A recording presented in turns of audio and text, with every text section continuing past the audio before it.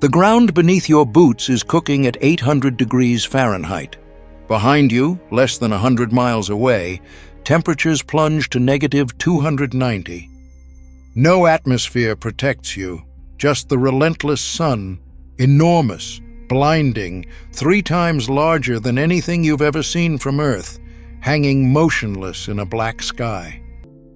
This is Mercury, the solar system's most extreme tightrope. And you are standing right on the edge. How long can you survive between the fire and the ice? Your spacecraft screams as it fights against the gravitational pull of the sun itself, not just the planet you are trying to reach. Getting to Mercury is energetically one of the hardest things to do in spaceflight, harder even than leaving the solar system entirely. To arrive here, your pilot had to shed nearly all the orbital velocity Earth gave you, braking hard while sliding toward the central fire of our system. But as the thrusters cut and the dust settles, the silence that follows is absolute. The view out the viewport suggests you have landed on the Earth's moon, but a second look reveals that is a dangerous illusion. This landscape is darker, denser, and far more scarred. The ground beneath your boots is a dark charcoal gray, reflecting only about as much light as a pile of fresh asphalt. Every crater tells a story of violence, but unlike the moon, the gravity here is stronger, about 38% of Earth's pull. You feel lighter, yes, but not floaty. If you drop a wrench, it hits the regolith with a decisive thud. That stronger gravity holds the ejecta from asteroid impacts closer to the source, meaning the craters don't spread their debris blankets as wide as they do on lunar surfaces. Everything feels compact, heavy, and ancient. Before you even step outside, you have to reconcile the bizarre passage of time. Mercury is locked in a strange gravitational dance called a 3-to-2 spin-orbit resonance. It rotates on its axis 3 times for every 2 orbits it makes around the Sun. This creates a mind-bending reality where a day, from sunrise to sunrise, lasts 176 Earth days. That is longer than a Mercurian year, which whips by in just 88 days. If you pick the wrong landing site, you aren't just facing a long afternoon. You are facing months of baking, unrelenting exposure to a star that looks angry and swollen in the void. Looking at the horizon, you notice the terrain isn't just cratered, it is wrinkled. Massive cliffs, known as lobate scarps, cut across the landscape like veins, some rising a mile high and stretching for hundreds of miles. These are the scars of a dying planet. As Mercury's massive iron core cooled over billions of years, it contracted, causing the entire planet to shrink. The crust had nowhere to go, so it buckled and broke, crumpling in on itself like the skin of a drying apple. You are standing on a world that is literally crushing itself from the inside out. Your suit sensors begin to scream warnings before you even cycle the airlock.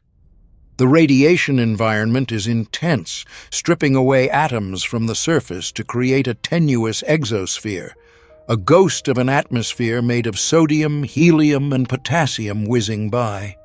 It offers you zero protection.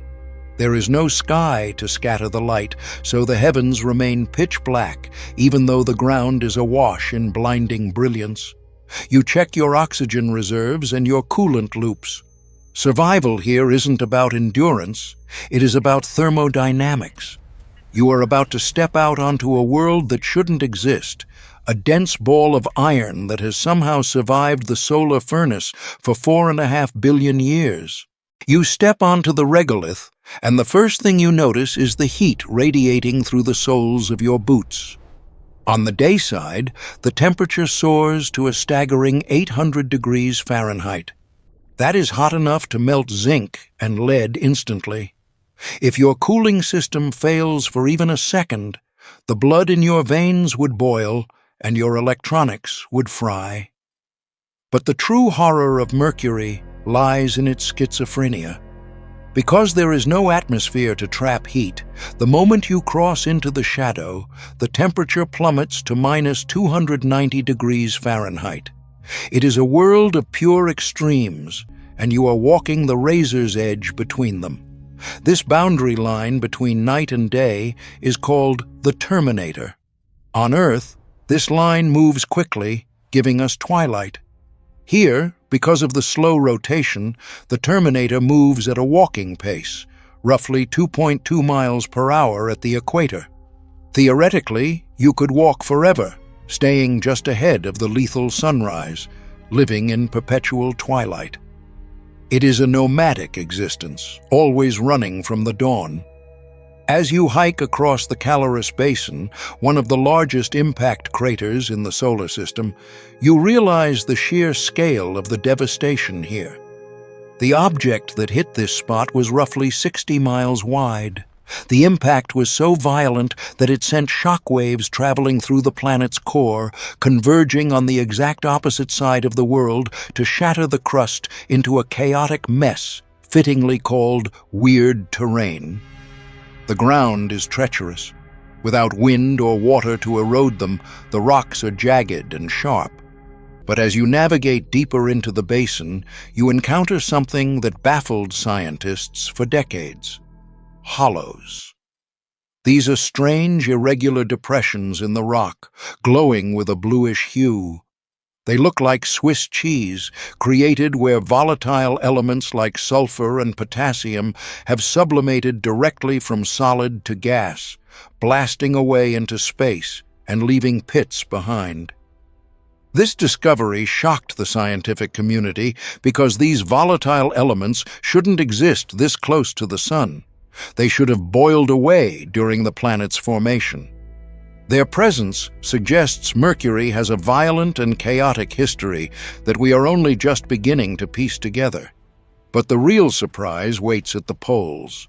You direct your rover northward toward craters that exist in permanent shadow, places the Sun has never touched in 4 billion years.